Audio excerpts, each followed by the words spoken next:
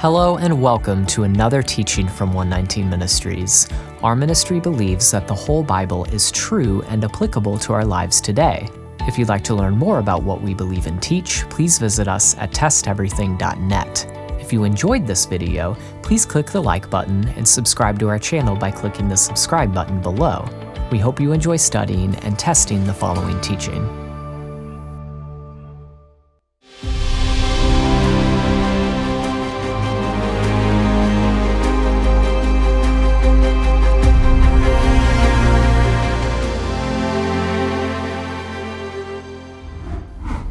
Is the law of Moses, the Torah, relevant to Christians today? Well, that depends on who you ask. If you ask Jesus, or Yeshua, as he is called in Hebrew, the answer would be yes. In Matthew 5:17-20, Yeshua said that the whole law of Moses will endure as long as heaven and earth exist, and urged his followers to obey and teach even the least of the commandments. So, according to Yeshua, the Torah remains relevant to Christians today. However, not everyone agrees. Some say that Christians should have nothing to do with the law. For instance, Andrew Farley, a popular Christian author and teacher, writes the following, quote, "It's crucial to realize that the law and Jesus just don't mix." This statement from Farley seems to directly contradict Yeshua's clear statement on the matter in Matthew 5:17-20. How does he come to this radical conclusion? Well, Farley supports his assertion by citing Hebrews 7:12, which speaks about a change in the priesthood and law. Hebrews chapter 7, verse 12, "For when there is a change in the priesthood, there is necessarily a change in the law as well." Here, the author of Hebrews is speaking about how Yeshua, who is from the tribe of Judah, serves as our high priest even though the Torah requires that priests only be from the tribe of Levi. Based on this verse, Farley concludes that the Levitical priesthood, and thus the entire law of Moses, has been overturned. Quote, "Today, Christians regard Jesus Christ as their high priest. But according to the law, Jesus as high priest makes no sense at all. How then can we rightfully look to Jesus as our priest today? If the priestly line has changed, then the whole system for relating to God has to be replaced. And that's exactly what has happened. The whole system has changed. Christians talk about Jesus as their Savior, their Lord, and the author, priest, of their forgiveness. Some of these same believers then claim that the law is still for us today. In so doing, they adhere to a major contradiction.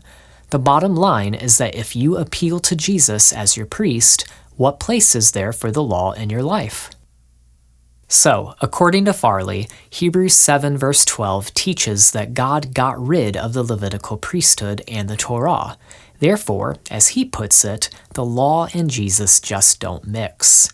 But is that really what the author of Hebrews is saying here? Actually, there are some major problems with this interpretation. Before we unpack the meaning of Hebrews 7 verse 12, we will mention two reasons why Farley's approach to this verse just doesn't work. Problems with the antinomian interpretation of Hebrews 7 verse 12. While the antinomian interpretation of Hebrews 7:12 is popular, a growing number of New Testament scholars are rejecting this approach. They argue that there is no good reason to think that the author of Hebrews rejects the Levitical priesthood and Torah. Not only that, but they also argue that there are good reasons to think that he affirmed both, as New Testament scholar Matthew Thiessen writes. Quote, "There simply is no evidence in Hebrews that the author rejects the ritual and cultic aspects of the Jewish law. Rather, there is strong evidence that he thinks these aspects of the law remain in effect at the time of his writing." What is the strong evidence showing that the author of Hebrews affirms the priestly and ritual laws in the Torah? One piece of evidence is the fact that he says the Messiah serves as our high priest in heaven. Andrew Farley cited this fact as evidence that the Levitical priesthood is done away with, but ironically, this fact proves the opposite. The author goes to great lengths to explain to his readers how the Messiah can legitimately serve as priest despite not being from the tribe of Levi. Why? Because, as the author of Hebrews himself acknowledges, the law of Moses prevents Yeshua from serving as a priest on earth. Hebrews 8 verse 4.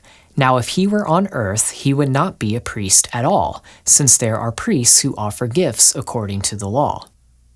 So, since Yeshua is from the tribe of Judah, he is not qualified to serve as a priest on earth. That is why the author says that he would not be a priest if he were on earth. The law of Moses has already designated the Levites to serve as priests on earth. So then, how can the author of Hebrews claim that Yeshua serves as our high priest? The author of Hebrews answers this question not by saying that the priestly laws have been done away with. Instead, he explains that the Messiah's priesthood functions in heaven where his tribal lineage does not restrict him from serving as a priest. Hebrews 9 verse 24. For Christ has entered not into holy places made with hands, which are copies of the true things, but into heaven itself, now to appear in the presence of God on our behalf. So, Yeshua is a priest in heaven, not on earth. Again, as the author of Hebrews explains, Yeshua cannot be a priest on earth because he is not from the tribe of Levi. This indicates that the author of Hebrews presupposes the Levitical priesthood's validity. He presupposes that the laws regarding genealogical descent for the Levitical priesthood remain in effect. Thiessen puts this point well. Quote, Jesus is not qualified to be a priest on earth precisely because the law has already established an earthly priesthood and, in stipulating a genealogically determined priesthood, precluded Jesus of the tribe of Judah from ever becoming a priest in the temple in Jerusalem.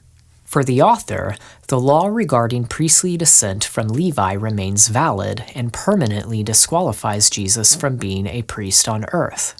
This fact confirms the author's argument that, if Jesus is a high priest, then he must be one in the celestial realm, a realm that does not require priests to be descendants of Levi. The scholar David Moffat echoes this understanding. Quote, the writer takes seriously the fact that Jesus has now passed through the heavens and entered God's presence. This is one of the reasons that Hebrews so consistently locates Jesus' priestly work in the heavens. On earth, the law forbids him from legitimately holding priestly office and thus serving in priestly ministries. Such a claim indicates that the author has not simply dismissed the authority of the law. So, when the author of Hebrews says that Yeshua cannot be a priest on earth, he is affirming the law of Moses, which states that only people from the tribe of Levi can serve as priests. This is one of the problems with the idea that the book of Hebrews advocates for doing away with or replacing the law. A second problem with the antinomian interpretation of Hebrews 7:12 is that it is inconsistent with the rest of the New Testament writings. For instance, both the Gospel of Luke and the book of Acts portray the apostles as continuing to worship at the temple. At the very end of Luke's Gospel, immediately following Yeshua's ascension, Luke says this. Luke 24 verses 52 through 53.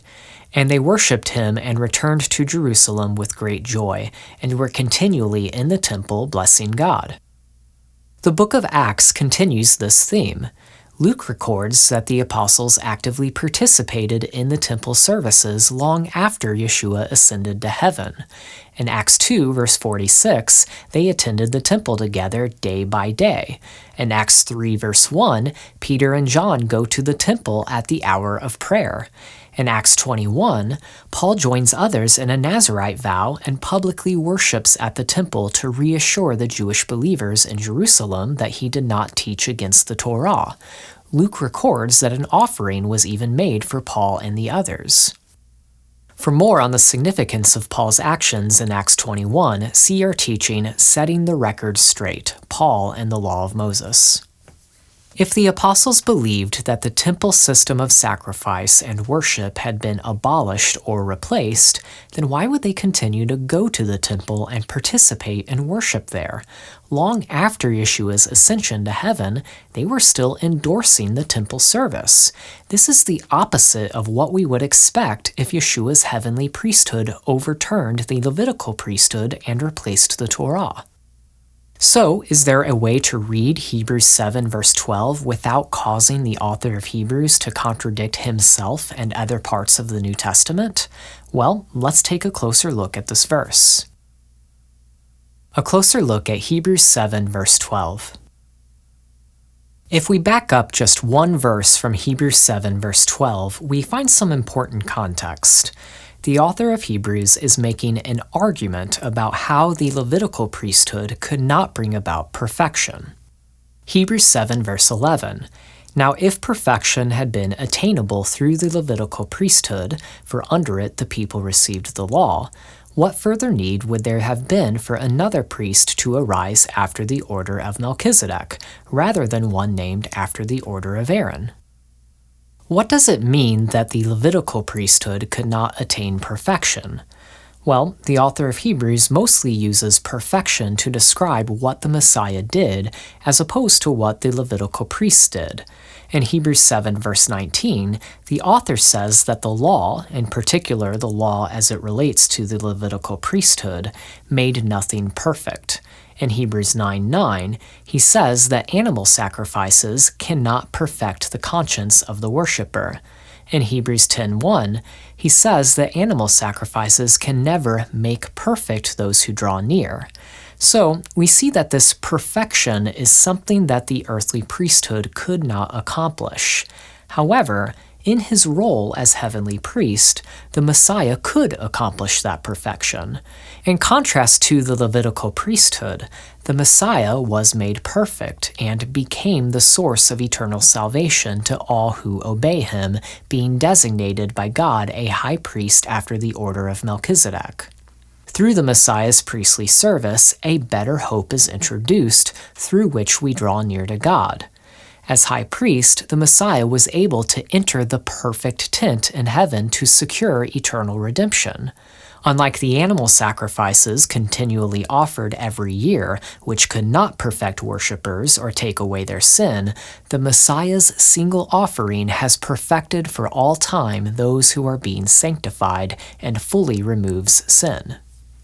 So, the earthly Levitical priesthood could not obtain perfection because it could not take away sin and purify the consciences of believers. Only the perfect Messiah's heavenly priesthood and sacrifice can attain this perfection. We should note that the Torah's priestly regulations not being able to attain perfection does not mean that they are worthless. As Moffat writes, quote, "The author's comments about the law's limitations with respect to perfection are not a dismissal of the legitimacy and authority of the law within its proper sphere." That is to say, the Levitical priesthood and laws pertaining to the earthly sacrificial system still serve a valid function on earth. They simply were never intended to accomplish the perfection of the Messiah's heavenly priesthood. However, if the laws governing the Levitical priesthood are still in effect, then that does present a question. How can the Messiah be a priest? As we already discussed, since the Messiah is not from the tribe of Levi, the Torah prevents him from being a priest. Hence, according to the author of Hebrews, there was a need for a change in the priesthood, which brings with it a change in the law. But what does that mean? Is the author of Hebrews saying that God abolished the Levitical priesthood and law of Moses to allow the Messiah to serve as a priest? Not at all. We've already talked about how that interpretation doesn't make sense when we consider the author's own argument, which, again, presupposes the ongoing validity of the Levitical priesthood. So, what is the author saying here? What is the change in the law? The key to understanding the author's argument is found in the meaning of the word change. There are two Greek words translated as change in Hebrews 7:12, both of them related, metatithemi and metathesis. Hebrews 7 verse 12. For when there is a change, metatithemi, in the priesthood, there is necessarily a change, metathesis, in the law as well. These Greek words convey the sense of transforming, translating, or transferring. What's most interesting about these words, however, is that the author of Hebrews uses them again a few chapters later to speak about Enoch's ascension to heaven. Hebrews 11 verse 5. By faith Enoch was taken up so that he should not see death, and he was not found because God had taken him. Now, before he was taken, he was commended as having pleased God. Why is it significant that these words are used to describe Enoch's being taken up or transferred? Because when he uses these exact words to speak about a change in the priesthood and law, he means them in the same way he speaks about the transferring of Enoch. Since the Messiah belongs to a different priesthood, an ascended heavenly priesthood, we must recognize that there is a different qualification or law for that priesthood. That qualification is an indestructible life, as Thiessen explains.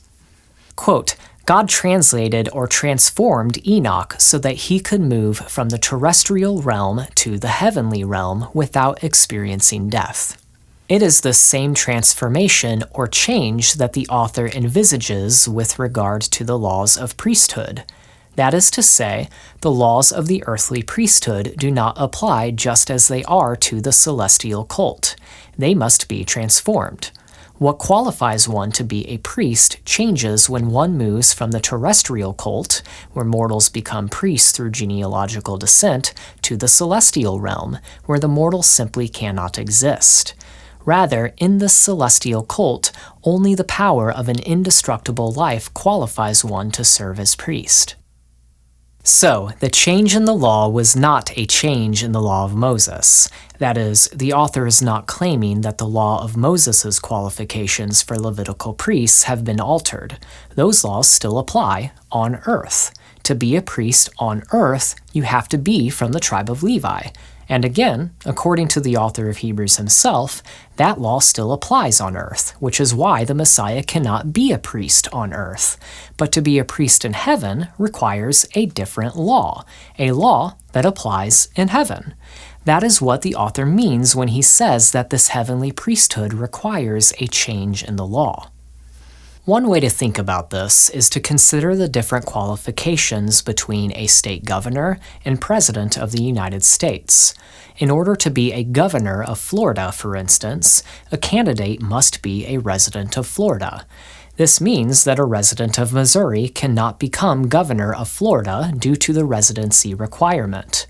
The law restricts a resident of Missouri from serving as governor of Florida. However, the law does not restrict a resident from Missouri from serving as President of the United States if he gets elected, because there are different qualifications for serving as President. The law is changed depending upon whether we are talking about serving as Governor of Florida or serving as President of the United States. Similarly, the law of Moses restricts non-Levites from serving in the Levitical priesthood. However, the law of Moses does not restrict non-Levites from serving in the heavenly priesthood. Moving from the earthly realm to the heavenly realm entails different qualifications, a change in the law. As Thiessen writes, quote, Hebrews claims that the cultic regulations have changed because there has been a change in location, from terrestrial to celestial. In sum, the author of Hebrews highlights the inability of the Levitical priesthood to achieve perfection.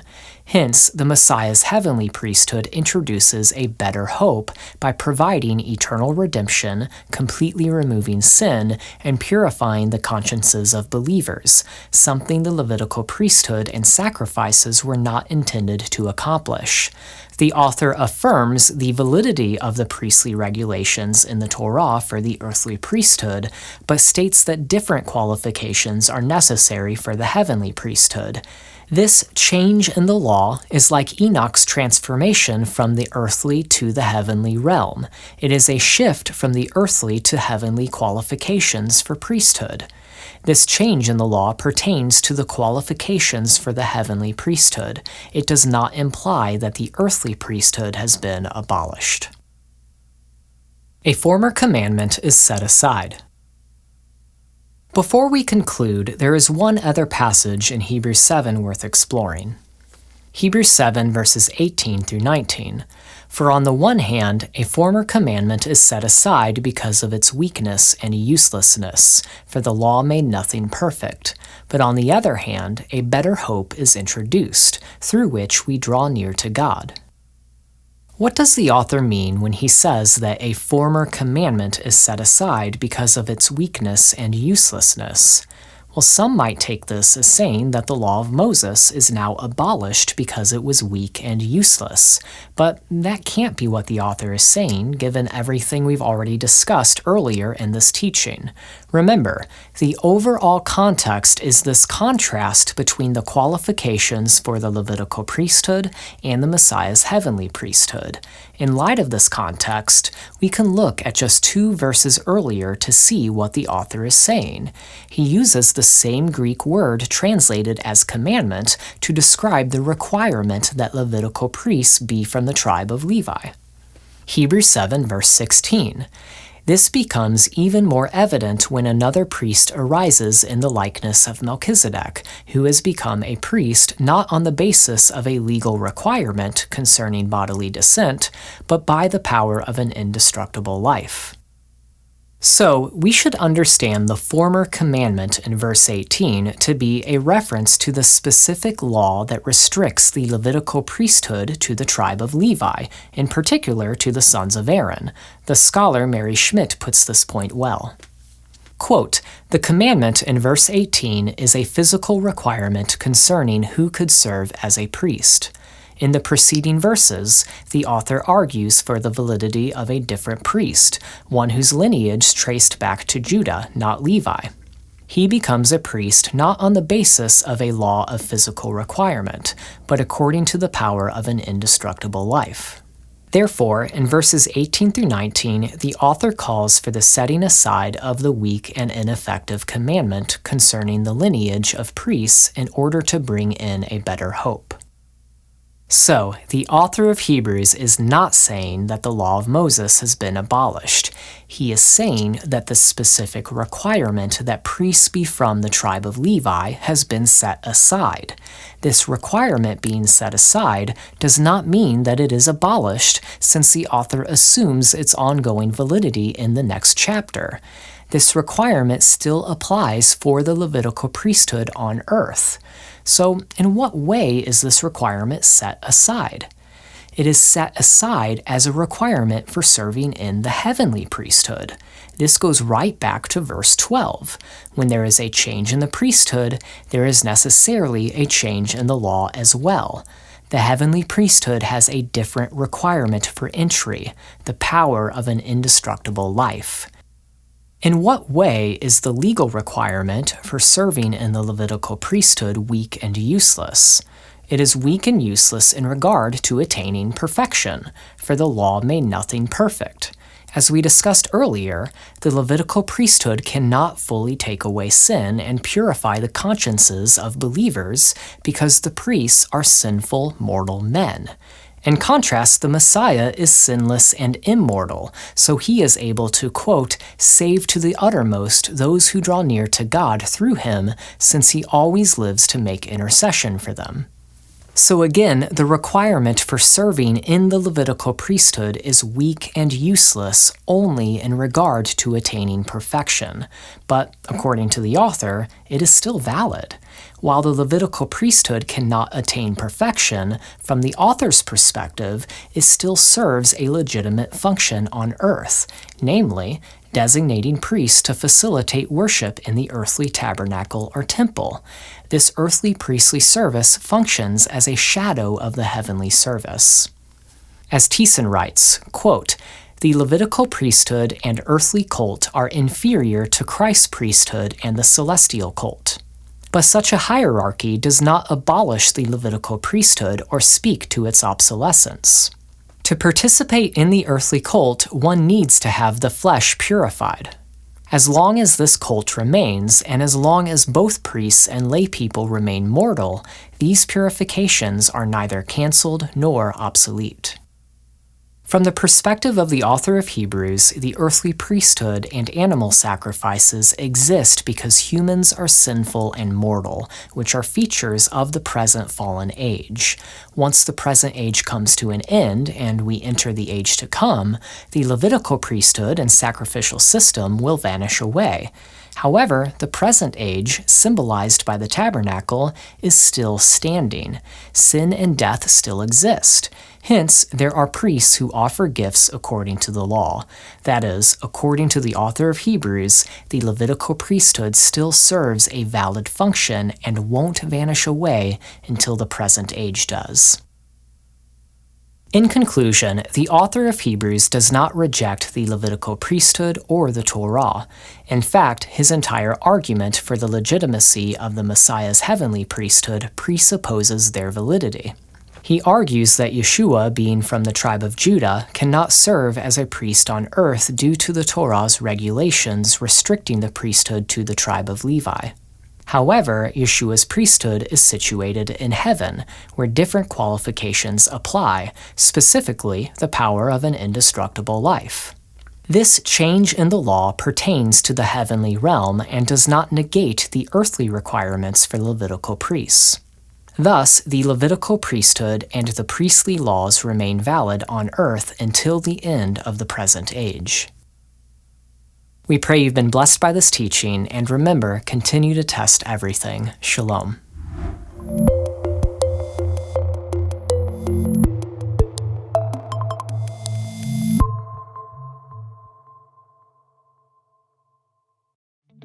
YHWH Ministries has produced hundreds of biblical teachings, and now you can own all of them on one physical device. We're excited to announce that our entire video library in HD quality is now available on a flash drive. This drive can be plugged into your PC, phone, tablet, or anything else with a USB or USB-C port. The drive also contains written transcripts of our teachings for those who prefer to read rather than watch. Of course, we still offer all of our material for free at testeverything.net. But having a physical copy will allow you to watch our videos anywhere and anytime without the need for an internet connection. Having a physical copy will also ensure that our teachings are available if we are ever removed from video websites, which is a danger that ministries around the world are facing more and more. We want to continue to reach as many people as possible. Now, you might be asking, but what about all the new teachings released every week? Well, in addition to receiving all our past teachings, your purchase comes with free updates for life. Each flash drive comes with instructions that will allow you to easily download and store new teachings as they are released. Or mail us in the flash drive once a year, and we will update it for you and send it back at no charge to you. We hope you are blessed by this new resource. And as always, any proceeds our ministry receives goes right back into producing more teachings. Get your YHWH flash drive today by going to 119flashdrive.com.